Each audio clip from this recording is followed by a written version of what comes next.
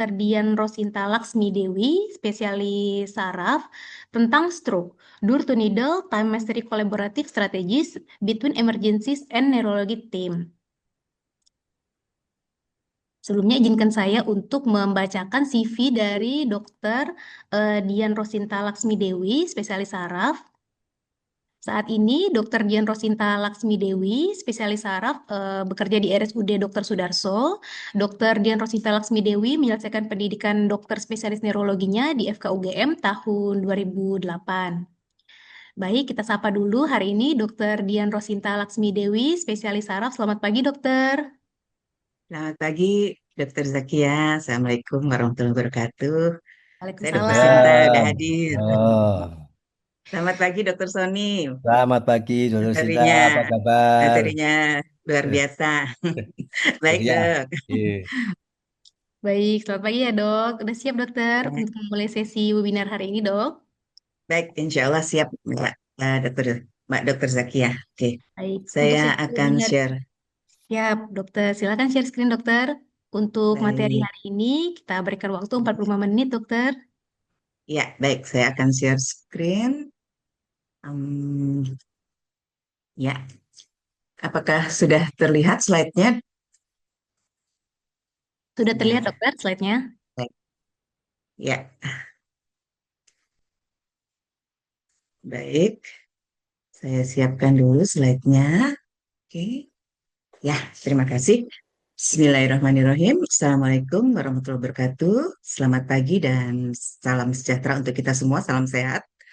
Pertama-tama saya ini dulu ya saya mengucapkan terima kasih dan apresiasi kepada panitia webinar nasional ID Wilayah Kalbar bekerja sama dengan Kemenkes Rumah Sakit Umum Dr. Sudarso dan Rumah Sakit Untan ya. Terima kasih sudah memberi kesempatan kepada saya untuk share mengenai stroke pada hari ini ya. Oke, saya menyapa dulu para sejawat yang sudah hadir. Terima kasih telah hadir mengikuti webinar ini, teman sejawat dokter, dokter spesialis, juga para teman para medis, juga ini tenaga kesehatan profesional dan juga para mahasiswa ya yang sudah hadir. Baik, pagi ini kita akan bersama-sama sharing masalah tentang stroke. Ya, materi yang diberikan kepada saya ini adalah Stroke Door to Needle Time Mastery Collaborative Strategies Between Emergency and Neurology Teams. Tuh, ini judulnya sih, ini ya, judulnya ini keren banget. Baik, kita akan kupas tuntas dulu, mudah-mudahan dalam waktu yang tidak terlalu lama kita kupas tuntas dulu mengenai stroke. Apa itu stroke? Kita lihat slide yang berikutnya. Ya, kita mulai dari definisi stroke dulu. Stroke ini, sampai saat ini definisi stroke adalah suatu gangguan fungsional di otak yang terjadi secara mendadak dan mengakibatkan adanya suatu defisit neurologis atau tanda klinis, baik berupa defisit neurologis vokal maupun global. Dan gejala ini akan berlangsung lebih dari 24 jam tanpa tanda penyebab lain selain vaskuler. Jadi dari definisi stroke ini berarti stroke itu terjadi mendadak atau akut. Pasien yang sedang sehat, sedang memimpin rapat, bisa tiba-tiba terkulai dengan kelemahan satu sisi tubuh atau bicara pelok, dan kemudian setelah diperiksa, gejala ini akan berlangsung lebih dari 24 jam dan penyebabnya tidak ada yang lain selain gangguan dari vaskular. Baik. Nah, ini adalah tanda dari gejala stroke dan ini dari Kemenkes RI sudah dipropagandakan ya, jadi sudah disebarluaskan gejala-gejala stroke yang harus kita pahami bersama. Ini kalau semua masyarakat bisa memahami gejala stroke, itu alangkah bahagianya kami ya, para dokter neurolog, karena kami akan bisa ketemu pasien stroke yang datang dalam fase yang sangat awal, sehingga nanti di slide-slide yang berikutnya Bapak Ibu akan bisa mengetahui bahwa penanganan stroke itu pada fase akut apabila ditangani dengan cepat atau segera, maka prognosis untuk pemulihan motorik dan gangguan fungsional yang lain akan lebih baik. Jadi semakin cepat dibawa ke rumah sakit, semakin cepat dapat pengobatan, maka outcome-nya akan lebih baik. Ini adalah tanda-tandanya. Segera ke rumah sakit.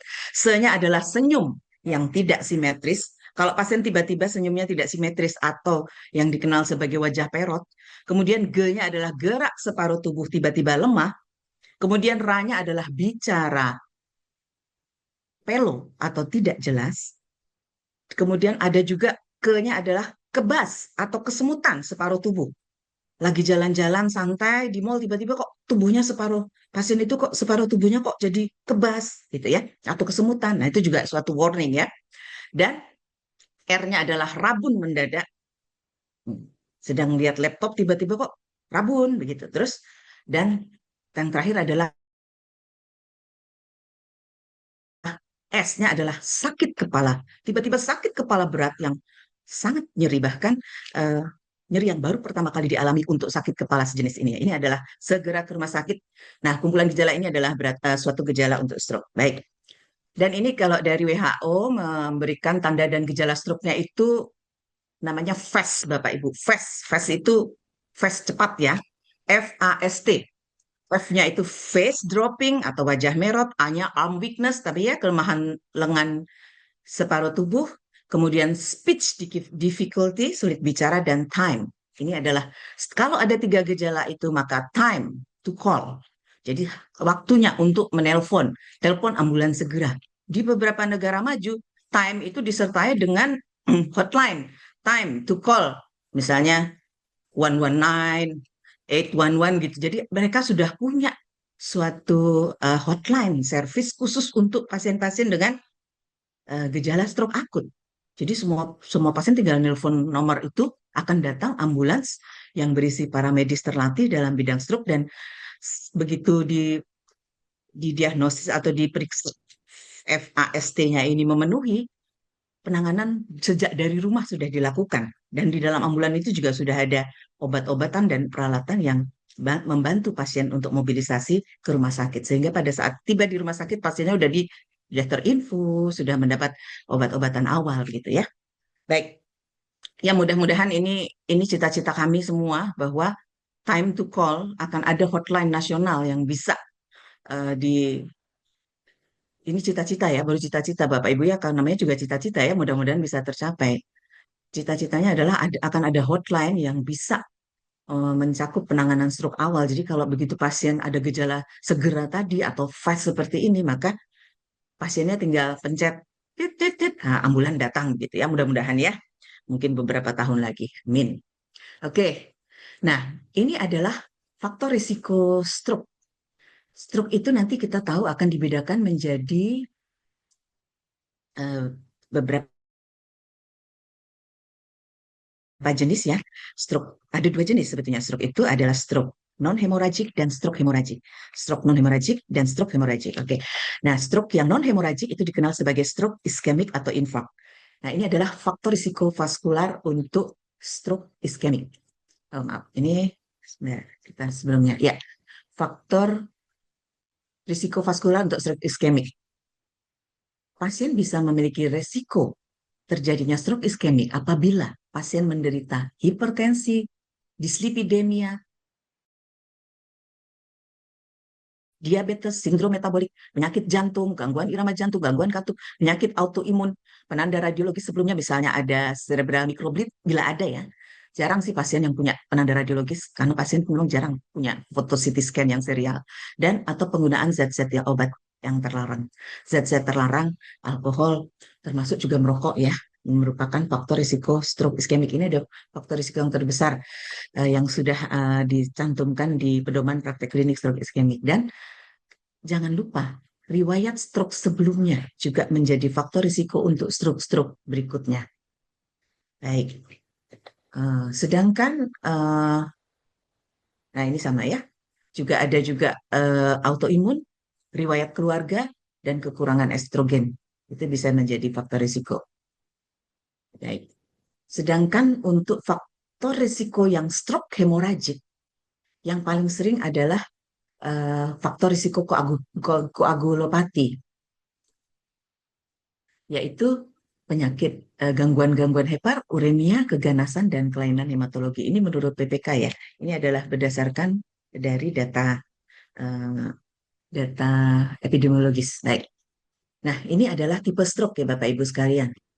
Tipe stroke-nya ini, oh maaf, sebentar. Ya, tipe stroke itu dibagi menjadi stroke iskemik atau stroke non-hemoragik, iskemik dan infak, serta stroke hemoragik.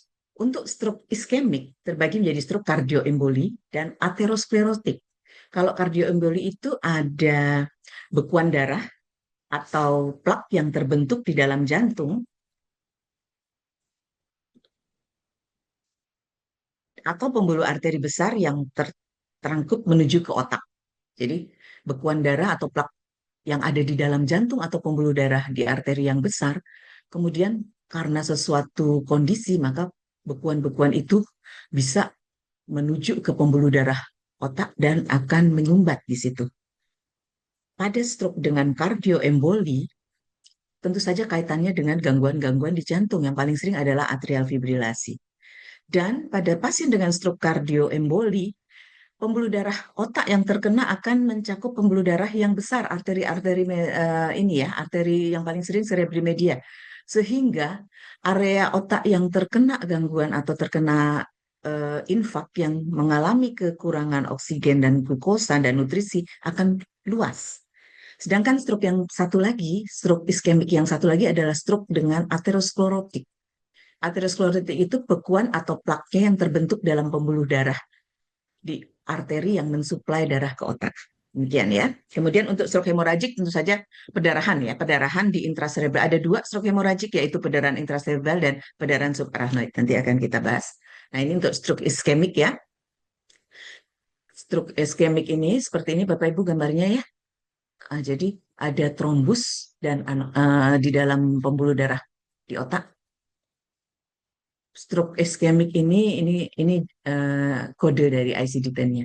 Kumpulan gejala defisit neurologis akibat gangguan fungsi otak baik baik vokal maupun global yang mendadak yang disebabkan oleh berkurangnya atau hilangnya aliran darah pada parenkim otak, retina atau medula spinalis. Ini disebabkan oleh penyumbatan pembuluh darah arteri maupun vena dibuktikan dengan pemeriksaan imaging dan atau patologi. Kondisi ini bersifat gawat darurat. Tentu saja ya, semua stroke itu pasti gawat darurat. Baik. Dan ini adalah diagnosis kerja stroke iskemik, ada yang aterosklerotik, seperti ini gambarannya, kardioemboli. Embolinya berpindah dari pembuluh darah di dalam tubuh, dari jantung dan pembuluh darah besar, dan masuk ke pembuluh darah otak. Dan yang terakhir, kriptogenik. Baik. Untuk diagnosis dari untuk menunjang diagnosis stroke, kita akan melakukan pemeriksaan, para klinisi akan melakukan pemeriksaan CT scan atau MRI kepala tanpa kontras, dan ini merupakan gold standar. Jadi sebetulnya semua pasien dengan diagnosis stroke gold standarnya adalah CT scan. Di IGD pasien langsung dilakukan EKG dan bila perlu dilanjutkan dengan konsul jantung dan pemeriksaan ekokardiografi dan Holter monitoring. Pemeriksaan laboratorium yang wajib ini sudah dokter IGD udah hafal di luar kepala ini. Darah rutin, LED, kimia darah, fungsi ginjal dan lain-lain ya. Gula darah, profil lipid. Profil lipid ini biasanya dilakukan pada hari kedua pasien perawatan karena memerlukan pasien dalam kondisi puasa. Kemudian, apabila diperlukan, pasien setelah mendapatkan pemeriksaan-pemeriksaan ini dilakukan pemeriksaan penunjang lain yaitu Doppler karotid dan transkranial Doppler, TCD transkranial Doppler atau transkranial cerebral Doppler ya. Kemudian CT angiografi karotis dan cerebral hingga bisa dilakukan DSA cerebral dan pemeriksaan atas indikasi ini beberapa pemeriksaan yang lain. Ada pemeriksaan fungsi kognitif, faktor koagulasi, CK-CKMB, troponin T, C-reaktif protein pada pasien dengan curiga artritis temporal, kemudian penanda infeksi, termasuk tes HIV, metabolik atau toksin, antibodi, antifosfolipid pada pasien yang dicurigai lupus, antikoagulan, dan lain-lainnya. Ini pasiennya banyak sekali pemeriksaannya dan EEG. Bila pasien ada kejang, pasti kita akan lakukan pemeriksaan EEG atau elektroensefalografi. Pemeriksaan neurooftalmologi dan lapang pandang pada pasien dengan adanya gangguan penglihatan. Oke. Ya, ini pemeriksaan-pemeriksaannya ini ya Alhamdulillah di Rumah Sakit Umum Dr. Sudarso sudah bisa dilakukan hampir semua bisa dilakukan ya. Dan baik, untuk tata laksanaan umum ini sesuai dengan guideline. Pertama tentu saja stabilisasi jalan nafas dan pernafasan, kemudian ada stabilisasi hemodinamik, kemudian pengendalian tekanan darah, pengendalian peningkatan tekanan intrakranial dengan target TIK kurang dari 20 mm Hg, mencakup elevasi kepala 30 derajat, hindari penekanan vena jugularis, hindari pertol dan lain-lain ya. Pemberian manitol itu atas indikasi dengan dosis 0,25 sampai 1 gram per kilogram berat badan selama kurang lebih 20 menit. Ini maaf, kurang lebih 20 menit. Jadi pemberian manitol yang di IGD itu dokter IGD udah hafal semua. Kita akan berikan infus manitol ini kalau pasiennya sekitar 50-60 kg, kita akan berikan 125 cc dan 125 cc-nya itu habis dalam 20 menit. Jadi nggak boleh manitol di drip berlama-lama sampai pasien didorong ke ruangan, itu tidak efektif ya. Kemudian pasien juga boleh diberikan furosemid dengan dosis inisial 1 mg per kilogram berat badan IV. Itu untuk pasien dengan kecurigaan ada tekanan intrakranial. Tetapi untuk peningkatan tekanan intrakranial ini pada saat ini klinisi hanya bisa mendiagnosis melalui gejala klinis. Untuk alat untuk mendeteksi peningkatan TIK itu belum ada, kami belum punya. Pasien akan diberikan juga obat-obatan lain, analgetik antipiretik, kemudian diberikan gastroprotektor. Ini gastroprotektor ini wajib ya Bapak Ibu teman sejawat sekalian, karena pada saat terjadi stroke itu tubuh dengan terjadi suatu stresor, dan stresornya juga bisa terjadi di gaster, jadi akan terjadi suatu stres ulcer. Ini pasien kadang-kadang datang nggak hanya lemah sisi kiri tubuh, nggak bisa bicara, pandangannya kabur, terus susah menelan dan lain-lain, tapi nggak lama NGT-nya bisa jadi cairannya jadi keruh gitu. Makanya untuk seperti itu gastroprotektor sudah langsung kita berikan sejak pasien masuk di IGD ya. Manajemen nutrisi akan diberikan, segera ke konsul ke gizi, kita lakukan juga screening disfagia, pemasangan NGT, penghitungan kebutuhan nutrisi, kemudian pengendalian kejang dan pencegahan ulkus dikubitus, DVT, emboli paru dengan mobilisasi dan lain-lain ya. Diberikan stocking compression untuk pasien dengan curigaan intermittent pneumatic compression. Jadi sejak pasiennya datang ke IGD, kita sudah mikir, jangan sampai nanti dia ulkus dikubitis, jangan sampai dia DVT, jangan sampai terjadi emboli paru, karena pasien stroke yang udah terbaring 1, 2, 3, 4, 5 hari kan kita tidak bisa memprediksi kapan, klinisi tidak akan bisa memberikan prediksi kapan pasiennya bisa duduk, bisa jalan-jalan lagi. Jadi dari awal sudah harus dipikirkan adanya komplikasi akibat imobilisasi pasien. Ini pemakaian obat apabila gelisah diberikan haloperidol atau bisa juga dengan midazolam dan sejenisnya. Oke. Untuk tata laksana spesifik, nah ini untuk tata laksana spesifik ini pasien akan mendapatkan terapi trombolisis intravena dengan obat alteplase. Saat ini sudah tersedia ya di IGD Sudarso ya, saya bertugas di IGD Rumah Sakit Sudarso, kami sudah sedia obatnya alteplase ini. Pasien akan diberikan alteplase dengan dosis seperti ini, 0,6 sampai 0,9 mg per kilogram berat badan, maksimal 90 mg, diberikan 10% bolus dan sisanya akan diberikan intravena drip dalam waktu 60 menit. Tetapi Bapak Ibu sekalian, teman sejawat, alteplase ini syaratnya adalah pasien dengan onset kurang dari 6 jam dan bahkan pedoman klinik yang terbaru onsetnya harus 4,5 jam. Nah, obatnya ini udah ada di IGD tapi masih nganggur bertahun-tahun ini. Sudah hampir 1 tahun obatnya nganggur Bapak Ibu sekalian. Karena apa? Kami nggak pernah dapat pasien yang datang dengan onset kurang dari 6 jam. Kalau pasien stroke-nya jam 12, dia paling cepat tiba di IGD, yang paling cepat kami dapat adalah 9 jam, jam 9 malam baru dia sampai di IGD Sudarso. Itu pun pasien yang dari kota Pontianak ya, apalagi yang dari luar kota Pontianak. Kadang ada yang sampai ke IGD Sudarso itu sudah hari kedua, hari ketiga, gitu. Begitu ya. Jadi sampai saat ini tim coach stroke kami masih belum bekerja secara maksimal karena pasien yang eligible belum dapat. Jadi menjaring pasien ini masih belum terpenuhi. Baik, Pasien selain itu trombolisis intravena, pasien juga bisa dilakukan terapi neurointervensi endovaskular dengan stent retriever atau aspiration catheter. Untuk neurointervensi, kami sudah ada juga ahli neurologis neurointervensi di RSUD Dr. Sudarso dan eh, alat-alat di cath lab juga sudah mendukung untuk semua kegiatan neurointervensi. Di guideline disebutkan juga boleh diberikan trombolisis intraarteri. Ada juga kita pasti akan lakukan manajemen gula darah dengan target HbA1c kurang dari 7%. Dan juga selain itu juga harus menghindari hipoglikemi. Pencegahan stroke sekunder diberikan, kemudian neuroprotektor di beberapa guideline masih ada pilihan untuk neuroprotektor. Dalam hal ini pilihannya adalah citicoline, piracetam, pentoxifilin, DLBS 1033, asam folat, vitamin B6, vitamin B12.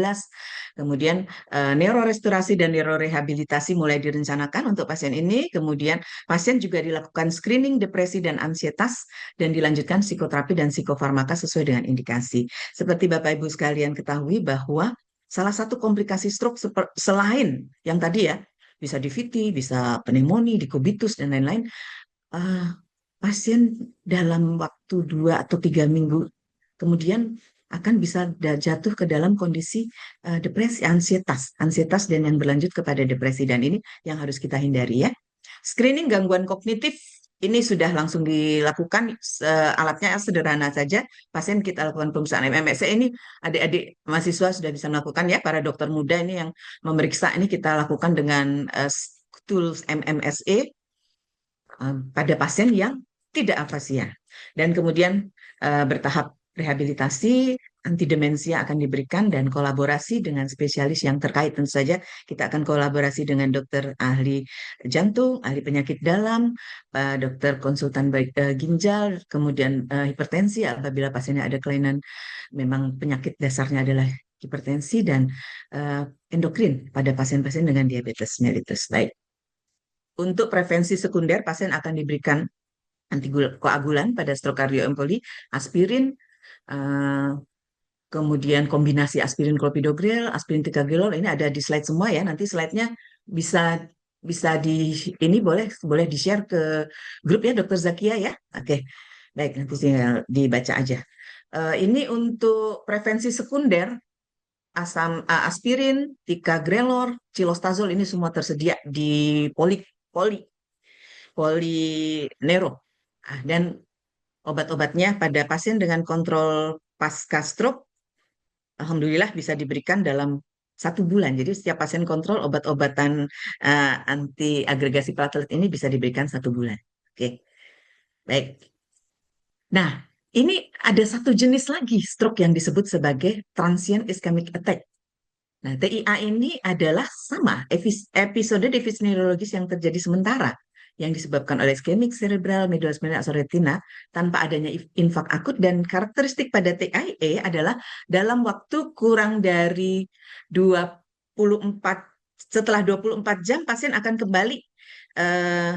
kembali normal kembali. Ya, ini ini adalah faktor risiko TIA untuk usia 1 tahun ini. Wah, ini lupa menuliskan skor ini Dokter Zakia. Nanti saya susulkan ya. Untuk usia lebih 60 tahun ada skor 1. Tekanan darah lebih dari ini 2. S2 ini klinikal simptom kelemahan sesisi, gangguan bahasa, skornya 1, durasi lebih dari 60 menit skornya 2, diabetes skornya 1. Sehingga nanti kalau sudah dihitung, kalau 0 sampai 3 berarti risiko untuk terjadinya stroke adalah rendah. Kalau skor pasien ini tadi yang 1, 2, 1, 1, 1, 2 itu 4 sampai 5 dijumlahkan risikonya sedang. Kalau lebih dari itu maka risiko tinggi. Kalau ini ada semua, risikonya akan tinggi ya. Seperti itu. Oke, pemeriksaannya sama.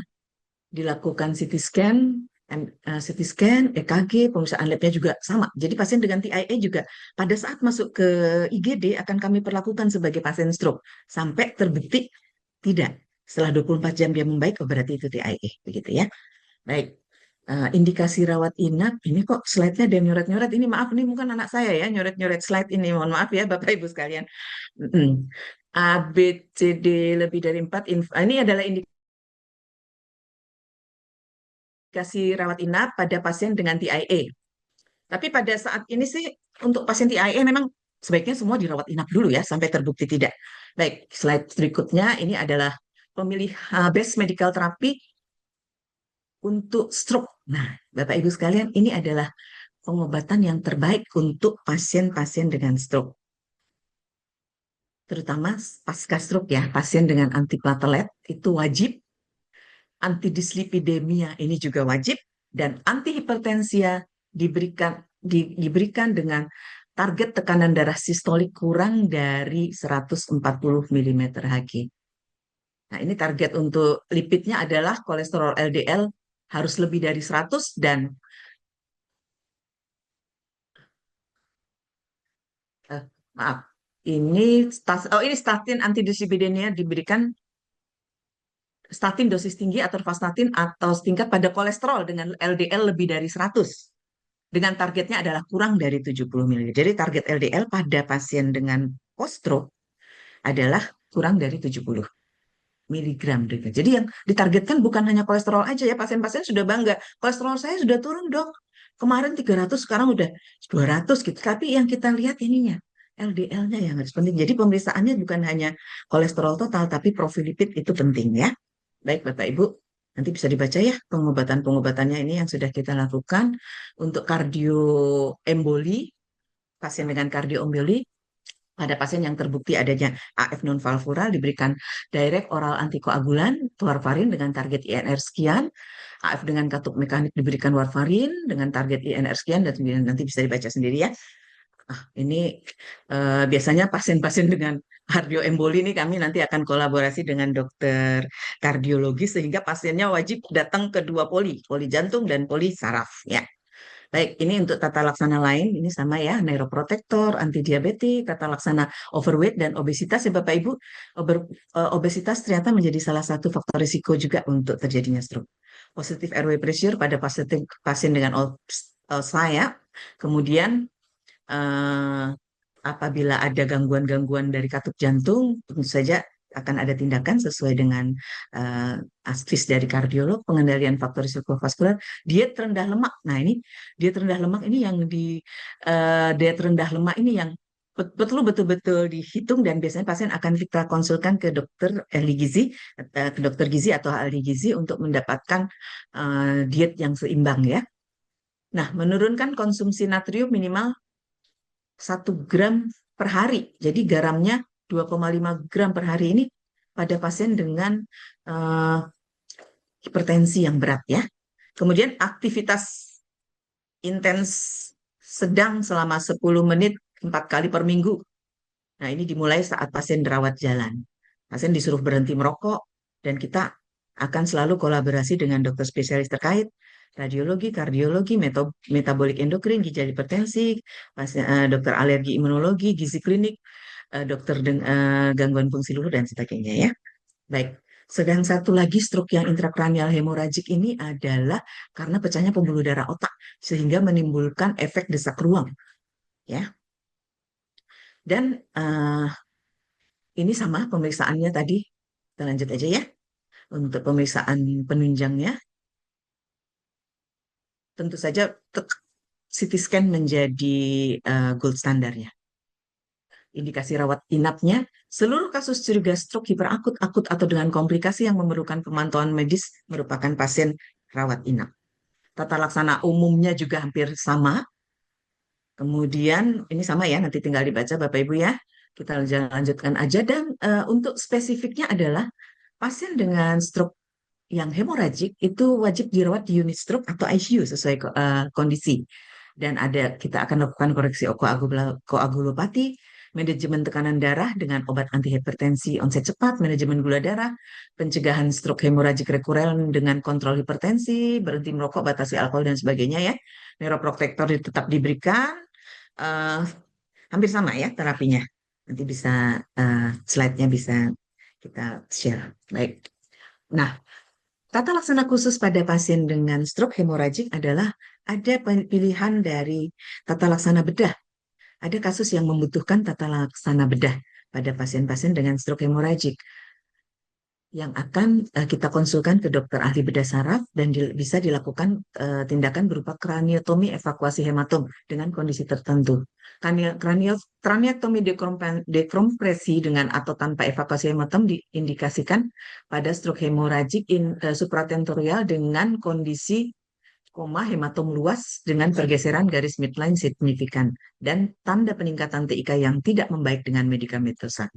Sedangkan evakuasi hematom dengan atau tanpa diversi cairan otak atau external ventricular drainase diindikasikan pada pasien dengan stroke hemorrhagic di cerebellum dengan defisit neurologis dengan adanya tanda penekanan batang otak dengan atau tanpa hidrosepalus obstruktif dengan volume perdarahan lebih dari 15 cc. Ya, begitu kan. Kemudian bisa dilakukan juga trombolisis intratekal melalui eksternal ventricular drainase pada kasus pendarahan intraventrikel dan tindakan operasi minimal endoskopik evakuasi hematom ya. Ini nanti dokter bedah saraf yang menentukan mana tindakan yang paling tepat.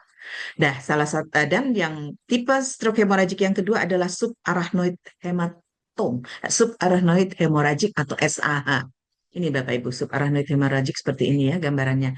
Subarachnoid hemorrhagic adalah suatu kegawatan yang ditandai oleh nyeri kepala yang sangat hebat, tiba-tiba ya, worst headache ever. Jadi pasiennya tiba-tiba sakit kepala yang sangat berat dan waktu ditanya penilaiannya setelah pasiennya udah nggak sakit kepala ya, nyerinya adalah skala nyeri fast 9 sampai 10. Jadi skala nyeri yang maksimal yang muncul akut atau tiba-tiba akibat adanya perdarahan di ruang subarachnoid. Pemeriksaan untuk diagnosisnya sama, CT scan kepala merupakan gold standar, dilakukan semua pemeriksaan lengkap di IGD. Kemudian tata laksana umum juga sama dengan pengendalian tekanan intrakranial. Yang paling penting ini pengendalian peningkatan TIK, perawatan juga di unit stroke dan ICU sesuai kondisi. Perawatannya juga hampir sama dengan pemantauan tekanan darah dengan MAP-nya targetnya 110 mm Hg, MAP ya. Setara sistoliknya maksimal 160 dan diastoliknya maksimal 90 mm per Hg. Ya. Dan apabila terbukti adanya suatu ruptur aneurisma yang menyebabkan suatu arachnoid hemorrhagic, maka bisa dilakukan tindakan ini namanya obliterasi dengan coiling atau clipping. Bisa dilakukan pemasangan stent, evakuasi hematom pada penurunan sadaran, dan pencitraan perioperatif yang berkala untuk evaluasi sisa atau munculnya kembali aneurisma ya Bapak Ibu ya nanti bisa ini tindakan-tindakan ini sudah bisa dilakukan di neurointervensi maupun bedah saraf ya. Baik.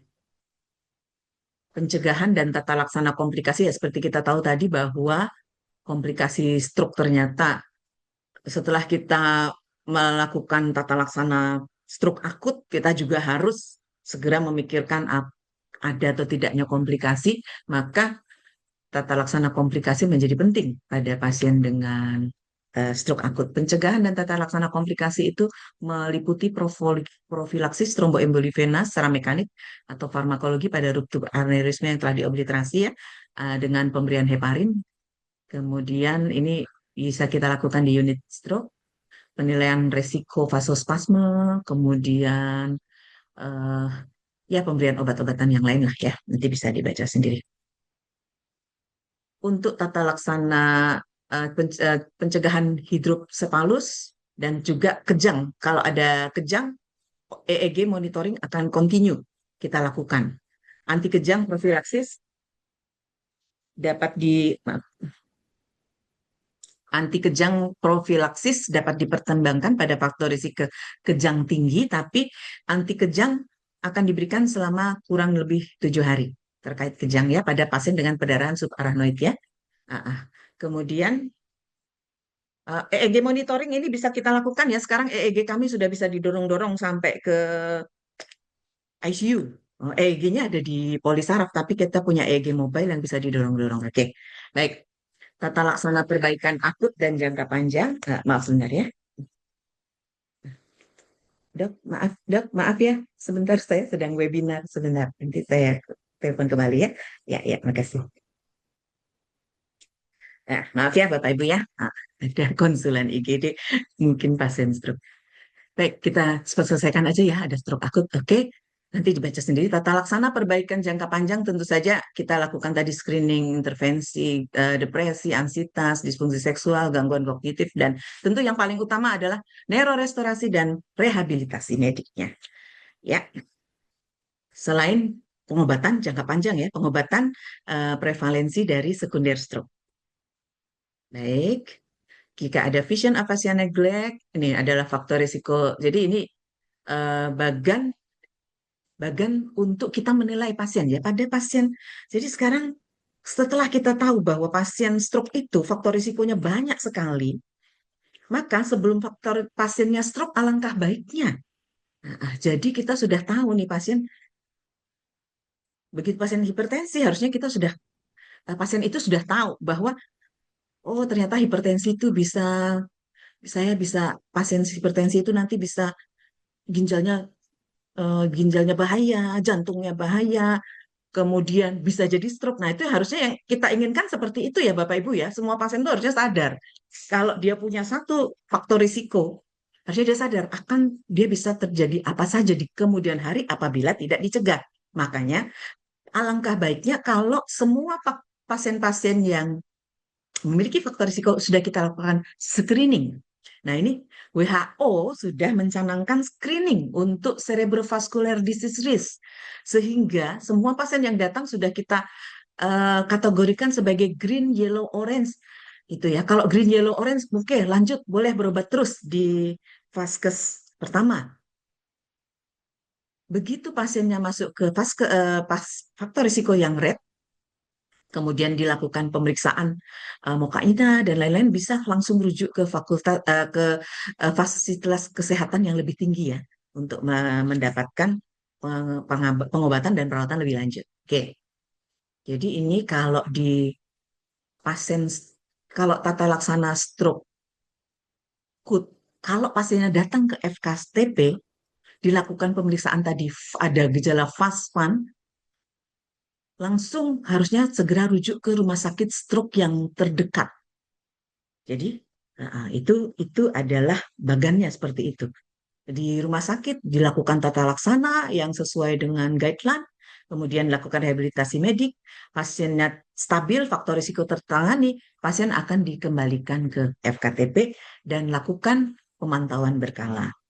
Ini kolaborasi kita ya. Mulai dari fasilitas kesehatan yang pertama. Oke. Layanan stroke di fasilitas pelayanan primer. Nah, ini Bapak Ibu yang sejawat yang di layanan di fasilitas pelayanan primer ya. Sejawat sekalian bisa melakukan screening ya, penilaian resiko stroke. Screening tahap 1 itu semua pasien umur lebih dari 40 tahun lakukan penilaian resiko stroke. Pemeriksaan EKG, ada tadi EKG di puskesmas ya, sudah. Oke, kemudian kalau sudah screening kita lakukan diagnostik pada tingkat risiko lebih dari 20%, coba dilakukan screening gangguan kognitifnya. Ada atau tidak gangguan kognitifnya? Bisa dilakukan oleh dokter umum dan perawat. Bisa pakai tools yang ini ya dok, yang sederhana aja, Mukaina atau MMSE ya. Oke, kemudian setelah ada diagnostik mengarah ke gangguan fungsi otak, segera rujuk ke eh, ada gangguan dari status neurologisnya, kemudian rujuk ke pre-hospital. Ini kalau dapat pasien stroke akut. Ya, kemudian tata laksana sebelum rujukan prehospitalnya boleh dilakukan stabilisasi ABCD, kemudian avasi adanya peningkatan tekanan intrakranial, awasi kejang, boleh diberikan anti kejang berupa diazepam. Nah, ini ya. Kemudian untuk setelah pasien ini pasca stroke, lakukan prevensi sekunder. Lakukan tata laksana hipertensi, diabetes, dislipidemi untuk mencegah stroke berulang. Karena stroke pertama akan menjadi faktor risiko untuk stroke berikutnya. Dan rehabilitasi perlu dilakukan juga yang berbasis komunitas ya. Jadi pasiennya boleh dilakukan fisioterapi, diajak untuk senam-senam di puskesmas setiap Jumat gitu ya. Oke, baik. Ini adalah diagram periode emas penanganan stroke. Jadi menuju Indonesia emas ada juga kami periode emas penanganan stroke. Diharapkan di besok hari kemudian hari pasien yang diduga terkena serangan stroke bisa langsung dibawa ke UGD rumah sakit dalam kurun waktu kurang dari 2 jam. Dan di rumah sakit segera mendapatkan obat stroke. Jadi mulai dari serangan stroke, pasiennya langsung telepon, ambulan datang, berangkat, tiba di rumah sakit, kemudian kita lakukan pengobatan di rumah sakit. Pengobatan ini adalah yang tadi untuk tata laksana stroke yang spesifik berupa